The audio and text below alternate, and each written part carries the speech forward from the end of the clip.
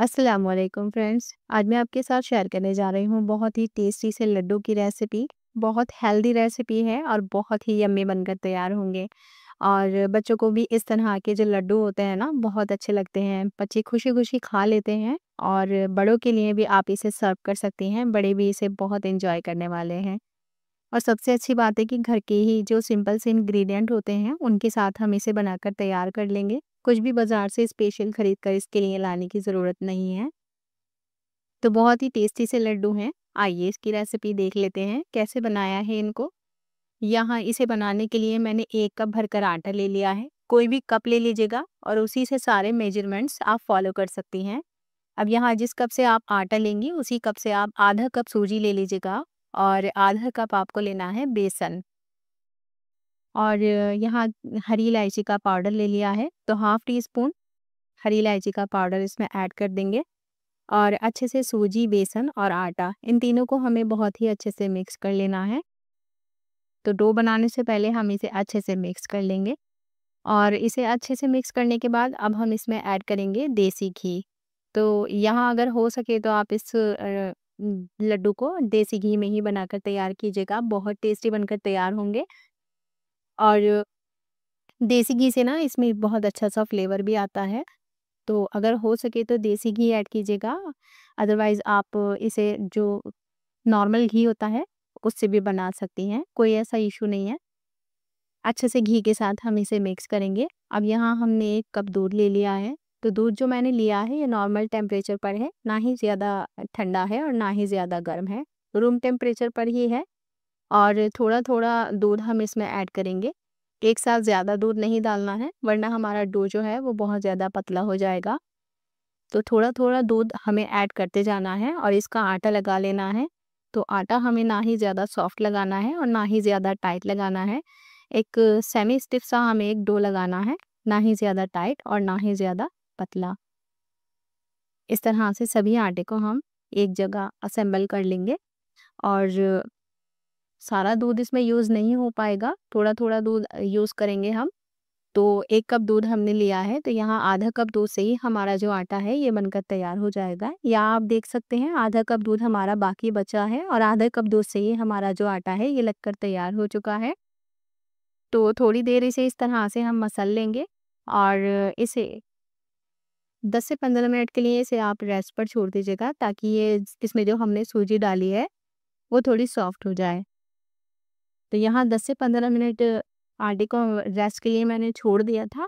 अब उसके बाद यहाँ इतने छोटे-छोटे हमें पोर्शन लेने हैं इसके आटे के और इस तरह से फ्लैट कर लीजिएगा। कोई प्रॉपर शेप की इसमें ज़रूरत नहीं है, बस हमें इसे फ्राई करना है, तो इस तरह से आप इसको इस शेप में कर लीजिएगा। अब हमारा जितना भी आटा है उसे हमने इस तरह से राउंड शेप में टिकिया टाइप का बना लिया है और बहुत ईज़िली हमारा आटा जो है वो सेट हो गया है। और हमने इसमें घी का यूज़ किया है, तो ना ही ये चिपकेगा और ना ही ये बिखरेगा। बहुत ही आसानी से ये सेट हो गया है। अब यहाँ इस तरह से मैंने सभी आटे की टिकियाँ बना ली हैं। अब दूसरी साइड पर हम घी गरम कर लेंगे। तो यहाँ इसे फ्राई करने के लिए भी मैंने देसी घी का यूज़ किया है, आप चाहें तो ऑयल का यूज़ कर लीजिएगा।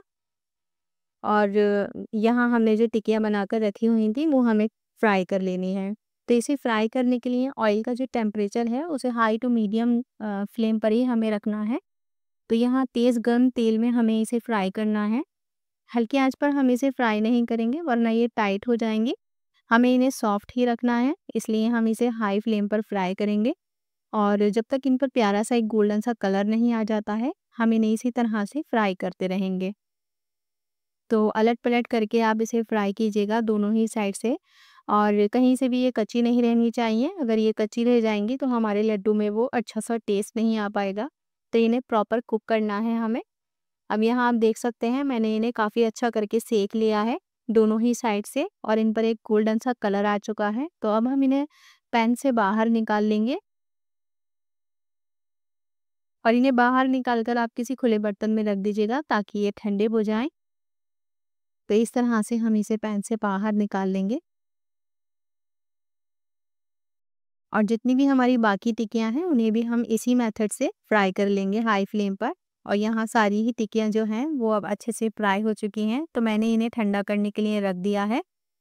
अब यहाँ उसी पैन में 1 टेबलस्पून देसी घी ले लिया है और इसमें हम फ्राई करेंगे ड्राई फ्रूट्स। तो यहाँ ड्राई फ्रूट्स आप अपनी पसंद से ले लीजिएगा। यहाँ मैंने बारीक कटे हुए काजू लिए हैं, बारीक कटे बादाम है, पिस्ता है और किशमिश है। यहाँ अगर आप नारियल भी फ्राई करना चाहती हैं, तो आप नारियल भी इसी पॉइंट पर फ्राई कर लीजिएगा। मैं यहाँ नारियल फ्राई करके नहीं डालूँगी, मैं नारियल को ऐसे ही ग्रेट करके इसमें डाल दूँगी। और अगर आप देसी घी में ड्राई फ्रूट्स फ्राई नहीं करना चाहते हैं, तो आप इन्हें ड्राई रोस्ट भी कर सकते हैं। इससे जो हम मिठाई बनाते हैं ना, उसकी शेल्फ लाइफ बढ़ जाती है। तो इस तरह से इसे ड्राई रोस्ट कर लीजिएगा या फिर इसे घी में रोस्ट कर लीजिएगा। ये आपकी चॉइस पर डिपेंड करता है। हल्का-सा पैन को गरम करके इसमें ड्राई फ्रूट्स आप रोस्ट कर सकती हैं।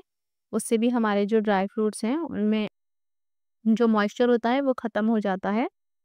अब ये ड्राई फ्रूट्स हमारे गोल्डन हो चुके हैं, तो इन्हें हम दूसरी साइड पर रख देंगे और हमारी जो टिक्कियाँ हमने तैयार की थी, वो भी अच्छे से ठंडी हो चुकी हैं। तो इनको हमें इस तरह से क्रम्बल कर लेना है और छोटे-छोटे पार्ट्स में हम इन्हें डिवाइड कर देंगे, ताकि इन्हें ग्राइंड करना आसान हो जाए। तो जितनी भी टिक्कियाँ हैं, इन्हें हमें इस तरह से ग्राइंड कर लेना है और आप देख सकते हैं सारी टिक्कियों को मैंने ग्राइंड कर दिया है।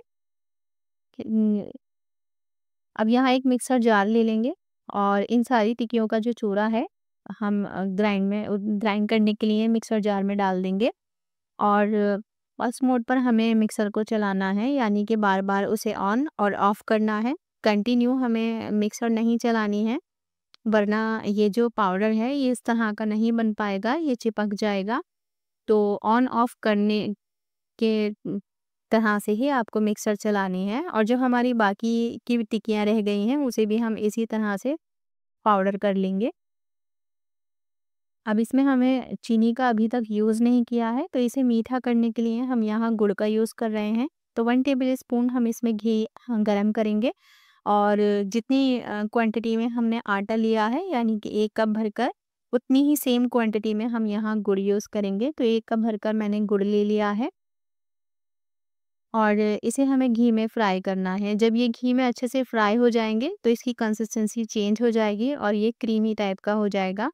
तो जब ये क्रीमी टाइप का हो जाएगा, तब ये तैयार हो जाएगा। तो आप देख सकते हैं ये बिल्कुल क्रीमी हो चुका है। तो बस अब गैस की फ्लेम को ऑफ कर देंगे और गरम-गरम ही इसे हमें इस चूरे में पोर कर देना है।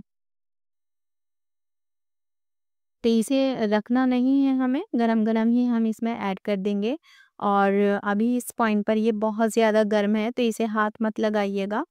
इसे स्पून की हेल्प से ही मिक्स कीजिएगा। जब ये मिक्स होने के बाद थोड़ा-सा ठंडा हो जाए और नॉर्मल टेम्परेचर पर आ जाए, तभी इसे आप टच कीजिएगा, क्योंकि गुड़ बहुत ज़्यादा गर्म हो जाता है। अब यहाँ ये थोड़ा इसका जो टेम्परेचर है वो थोड़ा कम हो चुका है और ये छूने लायक हो चुका है, तो मैं इसे अब हाथ से मिक्स कर लूँगी। अब यहाँ ये हाथ से अच्छे से मिक्स हो रहा है और गुड़ डालने से ना इसमें एक बाइंडिंग आ चुकी है, तो अब इसके लड्डू आराम से बन सकते हैं। मैंने इसे काफ़ी अच्छे से मिक्स कर लिया है और अब हमने ड्राई फ्रूट्स जो फ्राई करके रखे हुए थे, वो भी इस पॉइंट पर हम इसमें ऐड कर देंगे और ड्राई फ्रूट्स के साथ मैंने नारियल फ्राई नहीं किया है, इसलिए मैंने नारियल को अलग से ग्रेट करके इसमें डाला है। अब नारियल और ड्राई फ्रूट्स जो हमने इसमें ऐड किए हैं, वो भी हम इस मिक्सचर में अच्छे से मिक्स कर देंगे और हमारा जो लड्डू का मिक्सचर है, वो बहुत अच्छे से तैयार हो चुका है। तो आपको हाथों पर ऑयल या फिर घी लगाने की ज़रूरत नहीं पड़ेगी, क्योंकि काफ़ी सारा मॉइस्चर है हमारे घी का इसमें मिक्सचर में, तो आराम से आपके जो लड्डू हैं वो बनकर तैयार हो जाएँगे। तो आप छोटे या बड़े जिस शेप के भी आप लड्डू बनाना चाहती हैं, जिस साइज़ में भी बड़े या फिर छोटे आप बना सकती हैं। आराम से इसके लड्डू बनकर अब तैयार हो जाएँगे और बहुत ही टेस्टी आपके ये लड्डू बनकर तैयार होंगे और बच्चे हों या बड़े सभी खुशी-खुशी इसे एन्जॉय करेंगे। और सबसे अच्छी बात है कि ये हेल्दी है, बहुत हेल्दी चीज़ों से हमने इसे बनाकर तैयार किया है। तो इसी तरह आप घर पर इन्हें बनाकर तैयार कर सकती हैं। बहुत यम्मी लड्डू हैं, सभी इसे बहुत ज़्यादा एन्जॉय करेंगे और इसकी रेसिपी भी बहुत आसान है, तो एक बार आप इसे ज़रूर ट्राई कीजिएगा। तो घर पर इस तरह की जो टेस्टी और हेल्दी रेसिपीज़ होती हैं ना, ये ट्राई करना बहुत ज़रूरी होता है, क्योंकि ये हमारे सामने बनकर तैयार होती हैं, तो हमें पता होता है कि ये किस तरह से बनकर तैयार हुई हैं। तो थोड़ा एक सैटिस्फैक्शन रहता है कि हमारे सामने चीज़ बनकर तैयार हुई है। तो एक बार इस रेसिपी को आप ज़रूर ट्राई कीजिएगा, और वीडियो यहाँ तक देखने के बाद अगर आपको अच्छी लगी हो, तो वीडियो को लाइक कीजिएगा, और हाँ, चैनल को सब्सक्राइब कीजिएगा। मिलते हैं फिर किसी टेस्टी सी रेसिपी के साथ। जब तक दुआओं में याद रखिएगा दोस्तों। अल्लाह हाफ़िज़।